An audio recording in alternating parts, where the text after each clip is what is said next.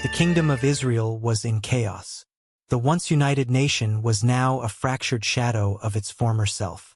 Corruption and idolatry plagued the land, and the kings who sat on Israel's throne cared little for God's law.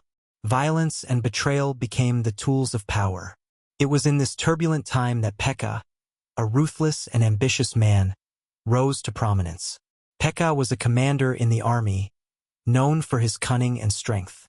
He had served under King Pekahiah, but ambition burned in his heart like a hidden flame. To him, Pekahiah was a weak king, unfit to rule a nation that needed strength and boldness in such desperate times. Pekah saw an opportunity to take what he believed was rightfully his, and he was willing to spill blood to do it. One night, in the shadows of the royal palace, Pekah gathered a group of loyal conspirators. His voice was a whisper, but it carried the weight of destiny. "The king has failed us," Pekah said, his eyes dark and determined. "He is weak. Under his rule, our enemies grow stronger, and our people suffer. If we continue to wait, Israel will fall. We must act now before it's too late." The men around him nodded, their faces grim. They knew what this meant. There would be no turning back. That very night, the palace was filled with the sound of footsteps in the dark.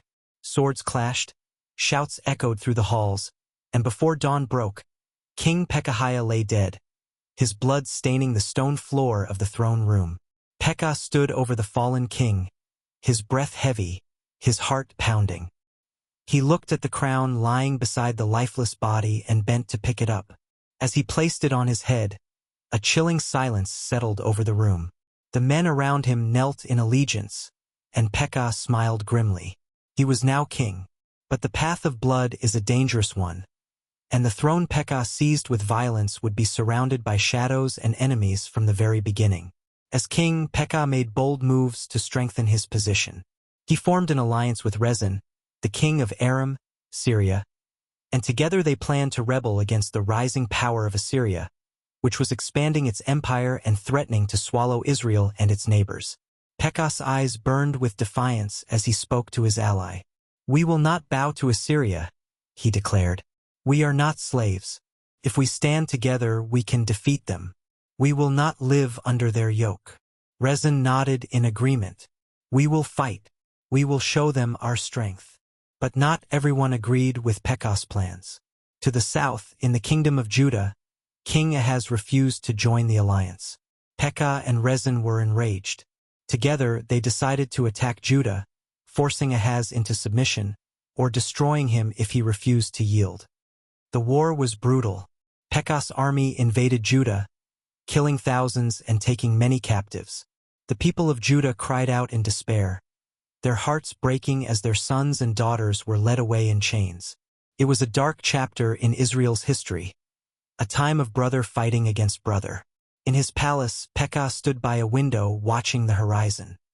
His heart should have been filled with satisfaction after his victories, but instead, an unease gnawed at him like a persistent shadow. He had seized power with violence, and now violence surrounded him on all sides. Deep down, he wondered if his enemies would one day rise against him as he had risen against Pekahiah. His fears were not unfounded. Far to the east, Assyria's power was growing stronger with each passing day. The mighty empire had crushed its enemies one by one, and now its eyes were set on Israel. Pekah's alliance with Rezin crumbled in the face of Assyrian might. Rezin was defeated, and Damascus fell. Israel stood alone. And within Israel, unrest simmered once again. The people grew tired of war, tired of Pekah's endless conflicts and his defiance against a force far greater than himself. In the shadows, a new conspiracy began to form. One night, as Pekah sat in his chamber, deep in thought, the doors burst open. His trusted servant, his voice shaking with fear, cried out, "My lord! Treachery! They are coming for you!" Pekah's heart leapt in his chest, but it was too late. His enemies had already infiltrated the palace. Soldiers, led by Hoshea, stormed into the throne room. Pekah drew his sword, but he was outnumbered. His eyes locked with Hosea's, and in that moment, He saw the same ambition that had once burned in his own heart. Hoshi raised his sword. "Your time is over, Pekah," he said coldly. With a swift stroke, it was done. Pekah, the king who had seized the throne through bloodshed, fell in the same way. The palace fell silent once more, the air thick with the scent of betrayal and death. Hoshi stood over the fallen king, his face unreadable. He had taken the throne, just as Pekah had before him. But the cycle of violence and ambition would not end there. Pekah's story is a tragic one. A tale of ambition gone wrong, of power gained by the sword and lost by the sword. His reign is a stark reminder that when power is pursued without righteousness, it becomes a fleeting and dangerous thing. The same hands that place the crown on your head can tear it away just as quickly. For Israel, Pekah's death marked the beginning of the end. The kingdom would continue to fall deeper into chaos until, at last, the Assyrians would come, bringing destruction and exile.